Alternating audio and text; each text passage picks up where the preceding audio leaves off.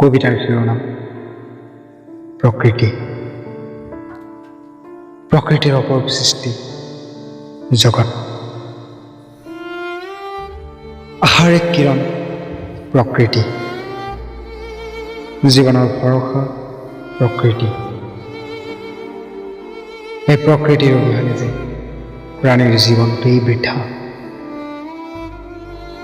নাই, নুশুনাই হ'ল আজিকালি গছৰ ডালত চৰাই চিৰিকটি জীৱ জন্তুৰ মাত।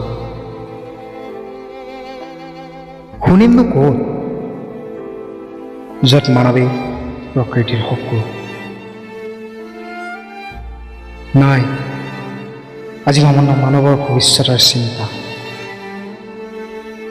মুক্ত বস্তু আজি আৰ্থিক বস্তুলৈ সলনি হৈছে। বিৰিখ কাটি আজি হাহাকাৰ লগাইছে অক্সিজেনৰ বাবে। এটি সময়ৰ বিনামূলীয়া অক্সিজেন আজি মূল্য দিও নোপোৱা হৈছে। আজি গাঁৱে ভূঞে বানৰ বিভীষিকা, ভূমিকম্প, সকলো প্ৰকৃতিৰ লীলা। মানুহৰ কাৰ্যকলাপৰ বাবে আজি আশ্ৰয়হীন হ'বলগীয়া হৈছে প্ৰাণী। সাৱধান হোৱা, সাৱধান হোৱা ৰাইজ, সময় এতিয়াও আছে।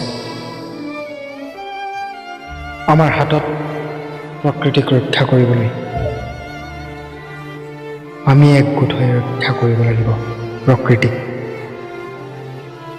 আহক আমি গছ কটাৰ সলনি ৰুবলৈ শিকোঁ, প্ৰদূষণ কমাবলৈ আৰম্ভ কৰোঁ। নহ'লে এদিন জগত ধ্বংসৰ কাৰণ হ'ব প্ৰকৃতি।